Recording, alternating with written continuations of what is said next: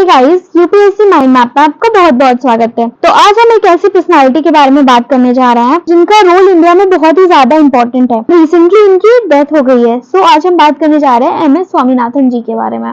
तो वीडियो शुरू करने से पहले अगर आपको हमारा वीडियो पसंद आए तो हमारे चैनल को लाइक, सब्सक्राइब, कमेंट और अपने फ्रेंड्स के साथ शेयर जरूर करें। तो चलिए शुरू करते हैं। तो हम सबसे पहले ये देखते हैं कि ये न्यूज में क्यों है।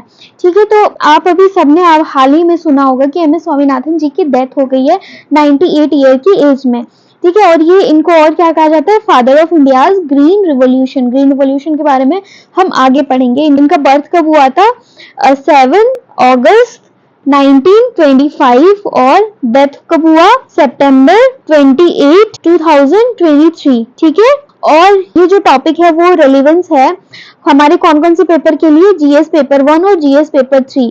जीएस पेपर 1 में पोस्ट इंडिया इंडिपेंडेंस और जीएस पेपर 3 इंडियन इकोनॉमी के एग्रीकल्चर सेक्टर के लिए ये हमारा टॉपिक इंपॉर्टेंट है। सबसे पहले हम ये देखते हैं कि ग्रीन रिवॉल्यूशन है क्या। So the green revolution also known as the third agriculture revolution. Green revolution को और किस नाम से जाना जाता है, थर्ड एग्रीकल्चर रिवॉल्यूशन से। It is a major initiative that aim to increase the productivity and quality of food crop, specially wheat and rice. ये एक मेजर इनिशिएटिव था जिसका एम क्या था, प्रोडक्शन और क्वालिटी ऑफ फूड को इंक्रीज करना। किस टाइप के फूड को, स्पेशली व्हीट और rice, by introducing new technologies such as high yielding variety of seed, fertiliser, pesticide, irrigation and mechanisation. ठीक है, अब ये फूड की क्वालिटी और क्वांटिटी कैसे इंक्रीज होगी, तो उसको इंक्रीज करने के लिए हमें न्यू टेक्नोलॉजी लेके आना पड़ेगा। ठीक है, जैसे high yielding variety of seed, HYV seed के नाम से भी हम इनको जानते हैं, आप सबने सुना होगा।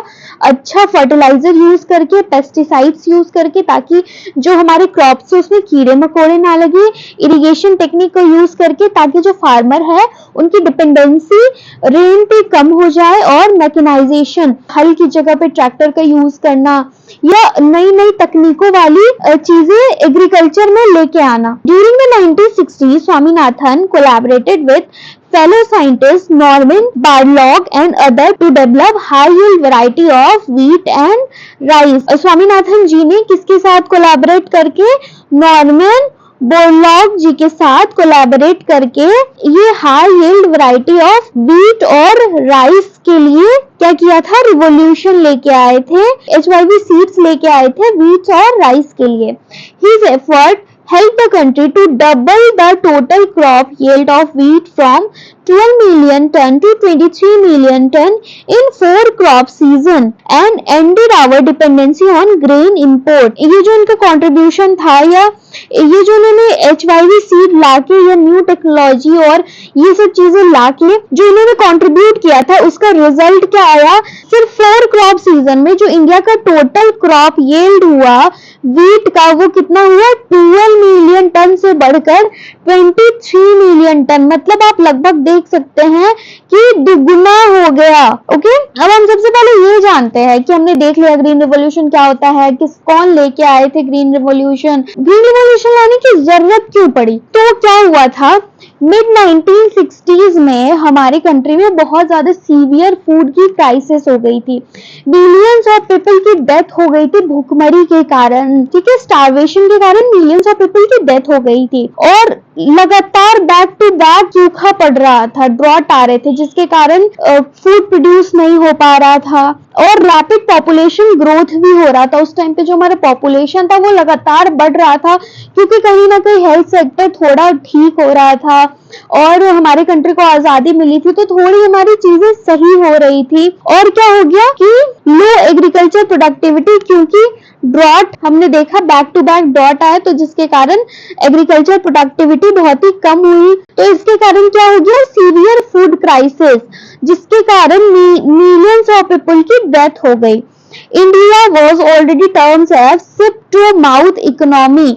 उस टाइम पे इंडिया को क्या कहा जाने लगा, sip to mouth economy. Ship to mouth economy मतलब क्या होता है, जो प्रोडक्ट इंपोर्ट करते हैं और हम डायरेक्टली उसको कंज्यूमर तक पहुंचा देते हैं। ठीक है, ऐसा नहीं कि हम इंपोर्ट करके उसको पहले जमा करके रख रहे हैं और जब नीड पड़ी तब हम उसको दे रहे हैं, नहीं, क्योंकि उस टाइम पे हमारी कंट्री को बहुत ज्यादा नीड थी, तो डायरेक्ट शिप से ये इंपोर्ट होके आ रहा था और ये डायरेक्ट लोगों के पास पहुंच रहा था। ठीक है, तो आई होप ये आपको क्लियर होगा। As the country was imported 10 million tons from the US under Public Law 480 scheme। क्यों कंट्री ने उस टाइम पे लगभग 10 मिलियन टन इंपोर्ट किया था यूएस से अंडर पब्लिक लॉ 480 स्कीम। ठीक है, India signed a long-term public law 480 agreement to get food aid under Government Agriculture Trade Development Assistance with the US in 1954। तो हमने पब्लिक लॉ एग्रीमेंट किसके साथ sign करी थी उस टाइम पे 1954 में, यूएसए के साथ। ओके, नेक्स्ट, हमारे कंट्री की सिचुएशन इतनी खराब हो गई थी कि उस टाइम पे जो हमारे प्राइम मिनिस्टर थे लाल बहादुर शास्त्री जी, उन्होंने लोगों की ये अपील की थी कि आप हफ्ते में कम से कम एक दिन अपना मील स्किप कीजिए और जो व्हीट प्रोडक्ट है उनको शादी या किसी पार्टी में यूज मत कीजिए। ठीक है, और इंडिया इतना ज्यादा वल्नरेबल हो गया था, उसको चारों तरफ से एक्सटर्नल प्रेशर मिल रहे थे, इंटरनल प्रेशर मिल रहे थे, और क्योंकि दूसरी कंट्री हमें फूड सप्लाई कर रही थी तो वो हमारे पॉलिटिकल मैटर में भी इंटरफेयर करने की कोशिश कर रही थी। आपको यहाँ तक समझ में आ गया कि हमें ग्रीन रिवॉल्यूशन की जरूरत क्यों पड़ी? क्योंकि उस टाइम पे हमारा सीवियर फूड क्राइसिस हो रहा था, जिसके कारण millions of starvation and death हो गई। ठीक है, और हमारा कंट्री क्या बन गया था, शिप टू माउथ इकोनॉमी, तो जिसके कारण हमें ग्रीन रिवॉल्यूशन लाने की जरूरत पड़ी। Now let's see main focus area of green revolution in India. Main focus क्या था ग्रीन रिवॉल्यूशन का, कि फार्म का मैकेनाइजेशन करना। ठीक है, फार्म का मैकेनाइजेशन कैसे करना, कैटल के बदले मॉडर्न ट्रैक्टर और मशीनरी का यूज करना। ठीक है, कैटल और जो आदमी पहले एक एक करके सब कुछ करते थे वो खुद से करते थे, कहीं इरिगेशन फैसिलिटी नहीं थी, अगर खेत भी जोतते थे तो वो जानवरों की मदद से करते थे, तो उसको बदल के अब मॉडर्न ट्रैक्टर और नई नई तरह की मशीनरी लेके आ गए ताकि काम जल्दी, इजी और अच्छे तरह से हो सके। The use of hybrid variety of seed for better yield. अब नॉर्मल सीड की जगह हाइब्रिड वैरायटी ऑफ सीड्स का यूज किया जाने लगा। मेन फोकस इस पे दिया जाने लगा कि अब हाइब्रिड वैरायटी ऑफ सीड का यूज हो ताकि जो हमारा यील्ड हो, हमारा पैदावार जो है वो अच्छा हो सके। The irrigation using the new dams constructed post independent for better irrigation. क्योंकि हमारे पहले के फार्मर सिर्फ रेन पे डिपेंड होते थे और रेन का आपको पता है अभी भी कोई भी फिक्स पैटर्न, फिक्स टाइम कुछ भी नहीं होता, क्योंकि हमारे कंट्री में मॉनसूनल रेनफॉल होते हैं। तो इसके कारण क्या करना चलने लगा, न्यू डैम कंस्ट्रक्ट करा जाने लगा पोस्ट इंडिपेंडेंट के बाद, ताकि जो हमारे इरिगेशन फैसिलिटी हो उसको बेटर बनाया जा सके और जो फार्मर की डिपेंडेंसी है रेन पे उसको कम किया जा सके। अब अचीवमेंट्स क्या क्या हुए ग्रीन रिवॉल्यूशन से, हमें क्या मिला, क्या अचीव किया हमने। India has achieved self reliance in the production of food grain in the last several decades and in inching towards self reliance in pulses production. India जो एक शिप टू माउथ इकोनॉमी बनी हुई थी, हमें US और other country से कितने सारे फूड क्रॉप को इंपोर्ट करना पड़ता था, तो अब हमारी इंडिया क्या बन गई, अचीव सेल्फ रिलायंस। ठीक है, आत्मनिर्भर बन गई in production of food grain in the last several decades, inching towards self reliance in pulses production. Today India is the world largest sugar producing country. आज इंडिया क्या है, पूरे वर्ल्ड में सबसे लार्जेस्ट शुगर प्रोड्यूसिंग कंट्री है। Second position is in the rice production only after China। और rice production में एक टाइम पे जब हमारे मिलियंस लोग भूखे मर गए क्योंकि हमारे पास राइस और व्हीट खाने को नहीं मिलता था, और आज हमारा कंट्री वर्ल्ड में सेकंड पोजीशन पे पहुंच गया राइस प्रोडक्शन में। ठीक है, सिर्फ चाइना के बाद। Okay, India is also the second largest producer of wheat with a share of around 14.14% of the total production in 2020। India क्या बन गया, second largest producer of wheat. ठीक है, second largest producer of wheat भी बन गया। एक time पे आपको पता था ना हमारे पास राइस थी ना हमारे पास व्हीट था, आज हम second position in production of rice and second largest producer of wheat बन गए हैं। ठीक है, हमारा शेयर कितना है टोटल वर्ल्ड प्रोडक्शन में? अगर हम अपना शेयर देखें तो 14.14% है हमारा, हम कंट्रीब्यूट करते हैं प्रोडक्शन में पूरे वर्ल्ड में। Incorporation various irrigation methods such as tubewell, canals, dams and sprinklers, it reduce the dependency on rainfall and ensure regular water supply for the crop. और हमने इस रिवॉल्यूशन से क्या अचीव किया? अलग अलग हमें इरिगेशन मेथड मिले, जैसे ट्यूबवेल मिले, कैनाल मिला, डैम मिला, स्प्रिंकल मेथड मिला, डिप इरिगेशन मेथड। आपने कई इरिगेशन मेथड सुना होगा। जो पहले सिर्फ रेन था, सिर्फ एक था रेन था, और इसके कारण क्या हुआ? हमारा प्रोडक्शन इंक्रीज हुआ और आज हम ये चीजें अचीव करने में सक्सेसफुल हुए। और अचीव हुआ हमें एग्रीकल्चर प्रैक्टिस के लिए मॉडर्न मशीनरी भी हमें हमारे सामने आई। अब प्लॉगिंग, सोइंग, हार्वेस्टिंग, थ्रेसिंग, ये सब के लिए आदमी को बहुत ज्यादा मेहनत करने की जरूरत नहीं पड़ती या जानवरों को खेत में काम करवाने की जरूरत नहीं पड़ती। वो ट्रैक्टर, हार्वेस्टर या ड्रिल वगैरह यूज करके अपने लेबर कॉस्ट को भी कम कर सकते हैं, जिससे उनके पैसे भी बचे और इफिशियंसी को भी इंक्रीज करवा सकते हैं। ठीक है, जो भी रिवॉल्यूशन होते हैं या जो भी चीजें हैं, हम अपने आसपास जो भी देखते हैं या जो भी इनिशिएटिव है या कुछ भी है, हर चीज का प्रोज भी होता है, कॉन्स भी होता है। पॉजिटिव भी हम देखते हैं और उसका कुछ ना कुछ नेगेटिव इम्पैक्ट भी होता है। तो अब हम ये देखते हैं कि ग्रीन रिवॉल्यूशन का हमारे ऊपर पॉजिटिव इम्पैक्ट क्या पड़ा और नेगेटिव इम्पैक्ट क्या पड़ा। तो पॉजिटिव इम्पैक्ट क्या था? Increase food production. सबसे पहले फूड प्रोडक्शन हमारा क्या हुआ? इंक्रीज हुआ due to increase in net area under cultivation, growing two or more crops in one year at the same piece of land। मतलब एक लैंड में एक साल में दो या दो से ज्यादा क्रॉप्स को ग्रो करा जाने लगा। और use of HYV seed, high yield variety of seeds का यूज होने लगा। और इससे क्या हुआ कि जो हमारी यील्ड है, जो हमारा उपज है, वो इंक्रीज हो गया। अब हम एग्जांपल के तौर पे देख लेते हैं कि कैसे हमारा फूड प्रोडक्शन इंक्रीज हुआ। In 78-79, a tremendous increase in crop production led to a grain output of 131 million ton, making India one of the largest agricultural producer in the world। हम अगर ईयर 1978-79 देखें तो इसमें हम क्या देखते हैं कि हमारा जो क्रॉप प्रोडक्शन है उसमें ट्रेंडमस इंक्रीज हुआ है।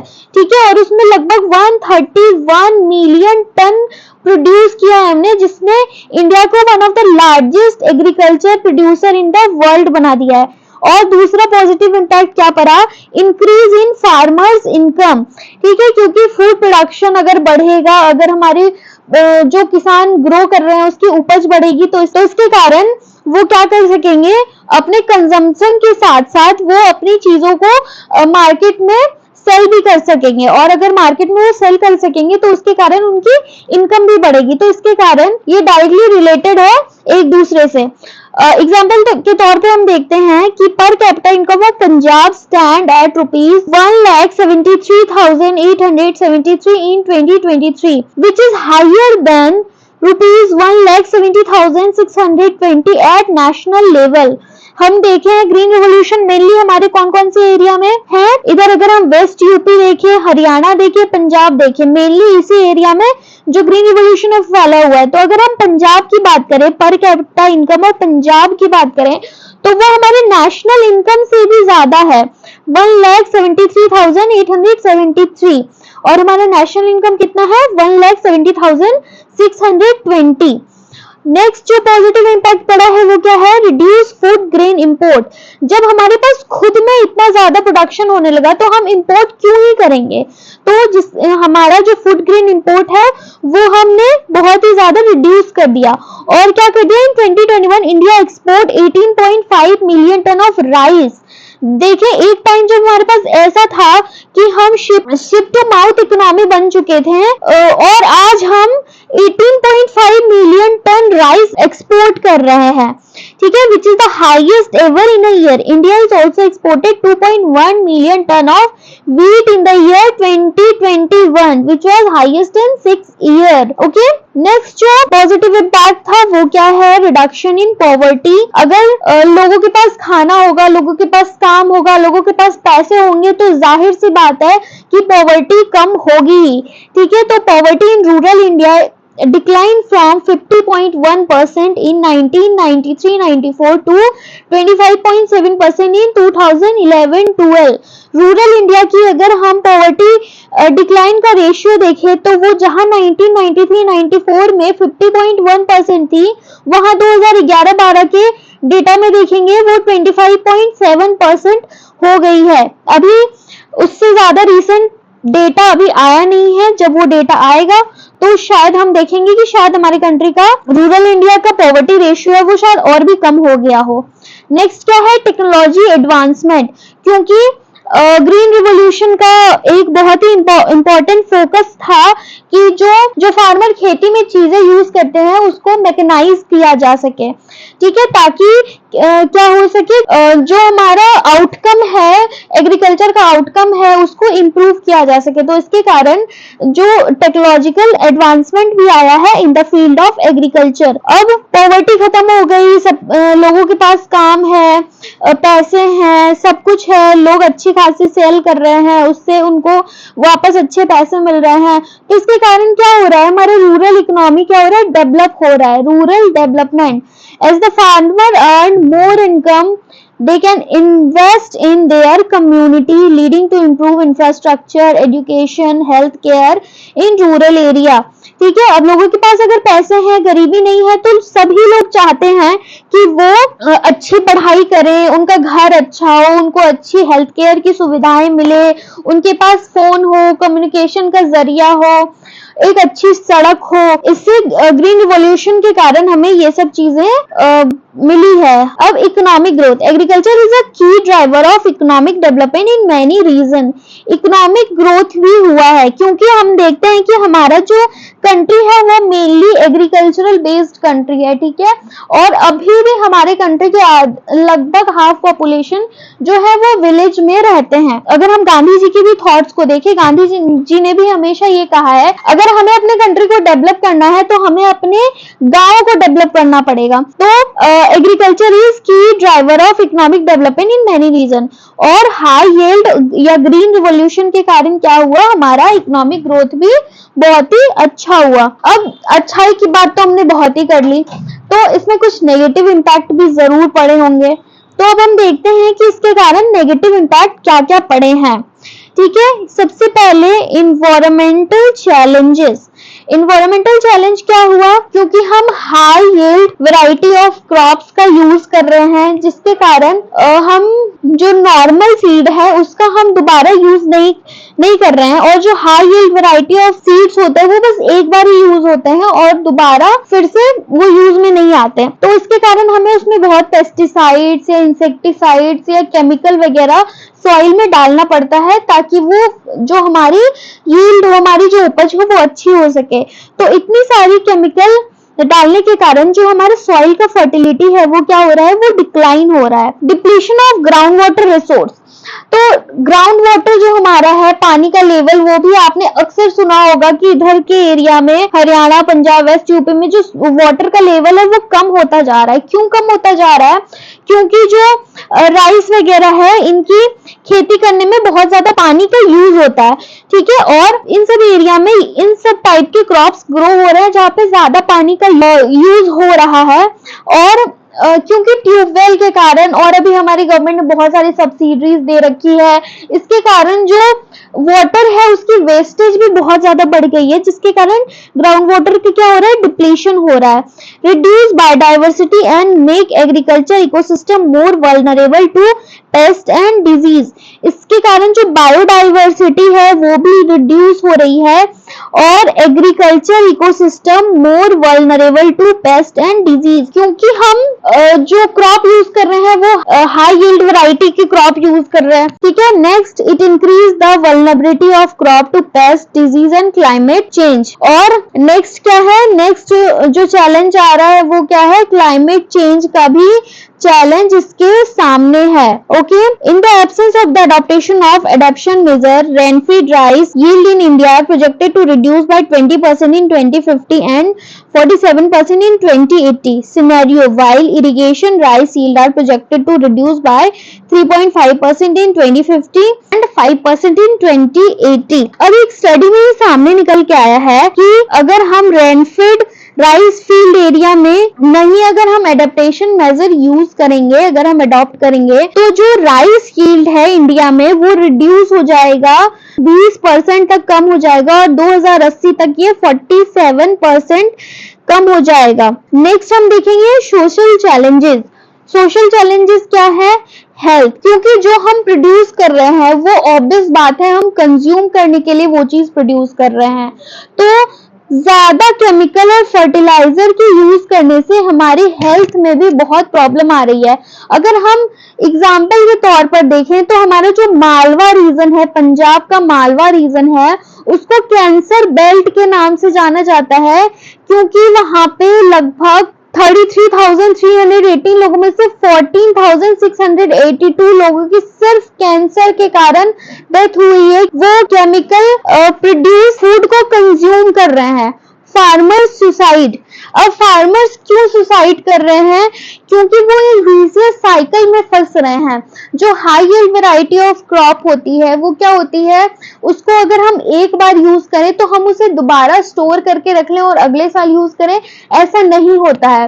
ठीक है, तो उसे फार्मर को हर साल परचेस करना पड़ता है।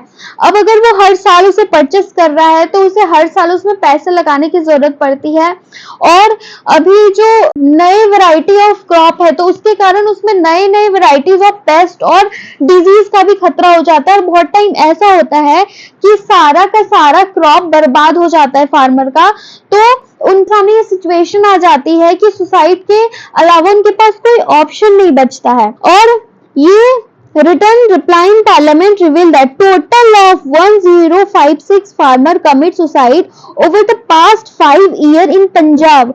सिर्फ पंजाब में 2017 से 21 के बीच में 1056 लोगों ने सुसाइड किया है। ओके, नेक्स्ट जो केस है ड्रग अब्यूज इन पंजाब। नेक्स्ट जो चैलेंज है वो क्या है? पंजाब में ड्रग का कंजम्पशन बहुत ही ज्यादा बढ़ गया है, क्योंकि जो फार्मर है उनके सामने इतने ज्यादा स्ट्रेस या मॉडर्न टेक्नोलॉजी के लिए इतनी ज्यादा चैलेंजेस सामने आ गई है कि वो बहुत ही ज्यादा टेंशन में और स्ट्रेस में रहने लगे हैं। तो इसके कारण क्या हुआ है, जो ड्रग्स का कंजम्पशन है वो भी उन लोगों के बीच में बहुत ही ज्यादा इंक्रीज हो गया है। और नेक्स्ट चैलेंज जो हमारा क्या है वो economy challenge, economical challenge. Okay, high production cost. The green revolution in India had made agriculture more capital intense, increasing the production cost of farmer. Green revolution ने क्या कर दिया है, एग्रीकल्चर को कैपिटल इंटेंसिव बना दिया है। ठीक है, जो हर साल उन्हें जो वो बीज बोएंगे उसके लिए भी पैसे पे करने पड़ेंगे और हर चीज के लिए उन्हें पैसे पे करना है। तो ये क्या हो गया, कैपिटल इंटेंसिव ज्यादा हो गया है। इसके कारण क्या हो गया है, जो प्रोडक्शन कॉस्ट है फार्मर का वो बढ़ गया है। ठीक है, नेक्स्ट क्या है, the benefit of the green revolution has been unevenly distributed. आपने अभी हमने थोड़ी देर पहले देखा कि जो हमारा ग्रीन रिवॉल्यूशन है वो मेनली कहाँ पे लिमिटेड है, यहाँ वेस्टर्न यूपी, हरियाणा और पंजाब में, और ये पूरी कंट्री में ये अनइवनली डिस्ट्रीब्यूटेड है। पूरी कंट्री में इससे कोई, इस रिवॉल्यूशन को कोई फायदा नहीं मिला है, सिर्फ इन्हीं कुछ रीजंस को फायदा मिला है। Debt trap, the high cost of input such as seed, fertiliser, pesticide had led many farmer to fall into debt. जैसे हाई कॉस्ट ऑफ इनपुट, अब अगर फार्मर्स यील्ड प्रोड्यूस करना है तो उसके कारण उन्हें नई सीड भी खरीदनी पड़ेगी, हर साल फर्टिलाइजर खरीदनी पड़ेगी, पेस्टिसाइड्स खरीदनी पड़ेगी, अपने मॉडर्न मशीनरी को अपडेट करवाना पड़ा होगा, उनकी देखभाल या उनकी सर्विसिंग हमेशा करवानी पड़ती रहती होगी। ठीक है, तो इसके कारण जो उनका खर्चा है वो बहुत ही ज्यादा बढ़ गया है और इसके कारण जो फार्मर्स है वो डेट ट्रैप में फंसते जा रहे हैं। According to 2019 national sample survey, more than 50% of India's farmer are debt debt ridden and often seek alternative outside of agriculture or tragically end their own life. National Sample Survey 2019 के according 50% से भी ज्यादा Indian farmer डेब्ट trap में फंसे हुए हैं, ठीक है। और इसके कारण उनको अपनी फार्मिंग से टाइम निकाल के, अपनी खेती से टाइम निकाल के बाहर भी उनको काम करना पड़ता है, ठीक है। या फार्मर अब देख रहे हैं, फार्मर क्या सोच रहा है कि मेरी पुरानी वाली ट्रेडिशनल सीड ही अच्छी थी, कम से कम मैं उसको हर साल यूज तो कर पाता था। Where is ground water? My well is dried up. Ground water कहाँ है? मेरे कुएं का पानी भी सूख गया है। Soil has lost its physical, chemical, biological character. मिट्टी अपनी जो नेचुरल कैरेक्टर है वो खोती जा रही है। Cost of input had increased. Need 300 kg urea per hectare compare to 3 kg initially. अब कॉस्ट ऑफ इनपुट बढ़ गया है, जहां पहले सिर्फ 3 kg यूरिया से काम चल जाता था, अब वो कितना बढ़ गया है, मुझे 300 kg लगाना पड़ रहा है। My seed are not germinating, soil has become saline. मिट्टी क्या होती जा रही है? सलाइन होती जा रही है, सॉल्टी होती जा रही है, जिसके कारण जो मेरा बीज है वो जर्मिनेट ही नहीं हो पा रहा है। आई एम इन डेब्ट, शुड आई सुसाइड? मैं एक डेब्ट ट्रैप में फंस गया हूँ, क्या मुझे सुसाइड करना चाहिए? What if the new seed fail? Seed bill, क्या होगा अगर जो मैंने नया सीड भी लगाया है वो भी अगर फेल हो जाए? तो ये इस फार्मर की ये दुविधा है जो हम अपने नेगेटिव इम्पैक्ट में डाल सकते हैं, ठीक है। अब next 64th BPSC CCS preliminary exam में ये क्वेश्चन पूछा गया है, which of the following was most appropriately describe the nature of green revolution of the late 60s of 20th century? This is late. First, intensive cultivation of green vegetable. Second, intensive agriculture district program. Third, high yield variety program. Fourth, seed fertilizer water technology. Fifth, none of the above or more than one of the above. तो इसका answer क्या होगा? Fifth, none of the above or more than one of the above. कैसे होगा ये answer? Green revolution in India was introduced in 20th century during the decade of 1960 for adopting the new agriculture strategy. Green revolution हमारे country में कब adopt किया गया? 1960s में, okay? Green revolution of India was an effect to increase agriculture production with the help of industrial agriculture technology such as hybrid seeds of wheat and rice. So option 3 is correct. High yield variety program, ये option सही है। Fertilizer and pesticide, control water supply usually involving irrigation, seed fertilizer और water technology, ये भी सही है। New method of cultivation including mechanization. So more than one of the above option are correct. Intensive agriculture development program was launched in 1961 to provide loan for seeds and fertilizer to the farmer. Intensive cultivation of green vegetable. Intensive agriculture development program ये कब launch हुआ था? 1961 में। तो इसीलिए option 1 जो है वो ये करेक्ट नहीं है। सो इसका करेक्ट ऑप्शन कौन सा हो जाएगा? Option 5, more than one of the above, क्योंकि थर्ड भी सही है और फोर्थ भी सही है। नेक्स्ट, यूपीएससी में ये प्रीवियस ईयर क्वेश्चंस मेंस में पूछा गया है, तो आप लोग इसका आंसर जरूर लिखिएगा और हमारे कमेंट सेक्शन में बताइएगा किस किस लोगों ने इसका आंसर लिख लिया है। How was India benefited from the contribution of sir M Visvesvaraya and Dr. M.S. Swaminathan in the field of water engineering and agriculture science respectively? 2019 में ये क्वेश्चन पूछा गया है। और दूसरा क्वेश्चन है, explain various type of revolution took place in agriculture after independence in India.